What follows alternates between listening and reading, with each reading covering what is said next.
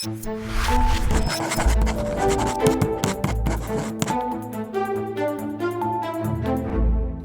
hear Trump tell it, he is a law and order president. And while he has been willing to defy precedent and use the military on domestic soil, contort statutes from over a century ago, and threaten basic civil liberties like free speech, he has simultaneously acted like no president before him when it comes to defending the indefensible. This past week, it struck me that Trump refused to rule out pardons for domestic abuser and pervert Diddy, who, as the world saw, savagely beat his girlfriend, which apparently was a common occurrence. George Santos, remember him? The serial fabulist who invented an entire biography to dupe voters, then pivoted to being an unrepentant fraud. He thinks Trump might not look too harshly on such behavior and has his own pardon request in circulation. Ghislaine Maxwell, despite being convicted of facilitating mass pedophilia, has been moved to a cushy facility and is widely rumored to have an ally in the White House, and you don't have to be a conspiracist to wonder why. This all occurs in the backdrop of his most stunningly miscarriage of justice, his blanket pardoning of every rioter of the January 6th insurrection, including those convicted of violently assaulting police officers. Now, it bears repeating that while Trump called these traitors patriots, besides the atrocities they committed on live TV that awful day, dozens of the defendants had prior convictions or pending charges for rape, sexual abuse of a minor, domestic violence, manslaughter, production of child sexual abuse material, and drug trafficking. But the message went far beyond his forgiveness for any illegality as long as it was committed in his self-interest.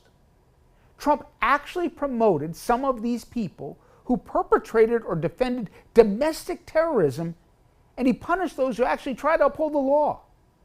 After firing dozens of prosecutors who made cases before juries that resulted in all these convictions, Trump then rewarded an attorney who defended the rioters by claiming their assaults on cops were justified because of some insane conspiracy theory that the day was all staged.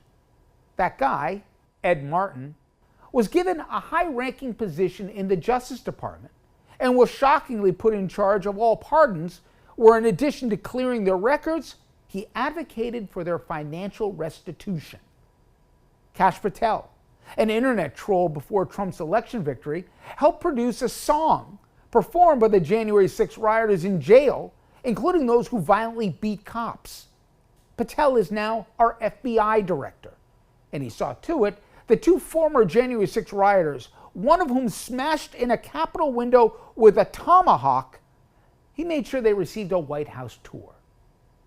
But as yet another reminder of the contempt this White House regards the rule of law, we learn what becomes of a Jared Wise.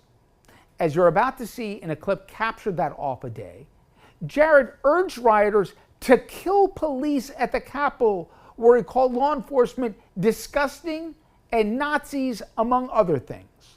You guys are disgusting, man. You guys are disgusting. I'm former law enforcement. You're disgusting. You are the Nazi. You are the Gestapo. You can't see it because you're chasing your pension, right? Your pension, your retirement, right? That's what runs your life, your retirement. The sad thing is they're not even going to get their pension because it's going to be worthless. And shame on you. Shame on you. Shame on you. Yeah.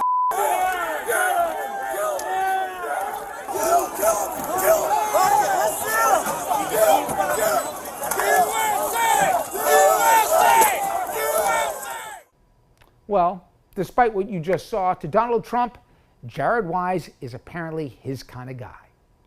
Mr. Wise has been appointed as a senior advisor to the Department of Justice, despite, as you can see, being an enemy of democracy and clearly law enforcement.